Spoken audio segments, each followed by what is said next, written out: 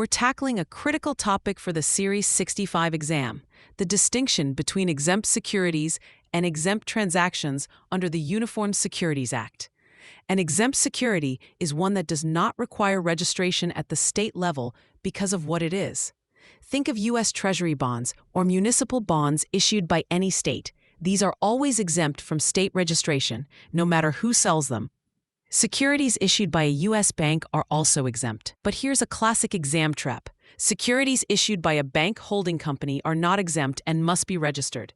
The exam will absolutely test you on this distinction. Another tricky area is insurance products. A traditional fixed annuity or whole life policy is not considered a security at all. A variable annuity, on the other hand, is a security, and it is not exempt.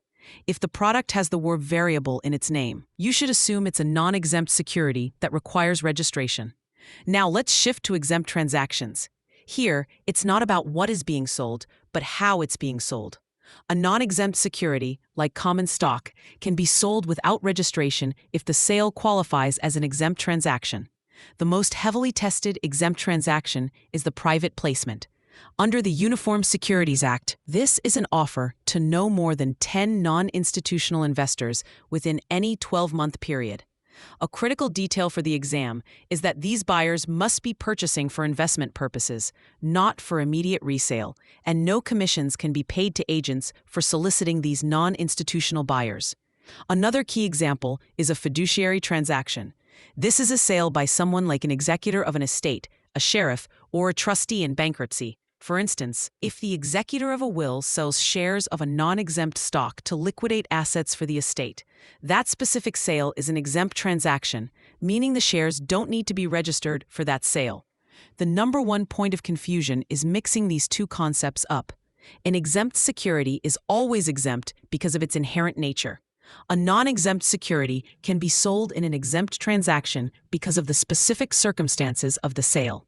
To help remember this, use this phrase: security is about the what, transaction is about the how. Is what I'm selling inherently special, like a government bond?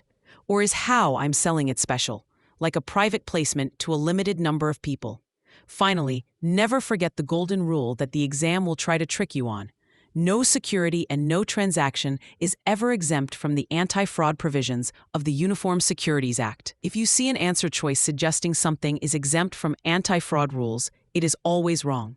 For free practice questions, AI-powered explanations, and more exam prep tools, visit openexamprep.com. That's openexamprep, all one word, .com.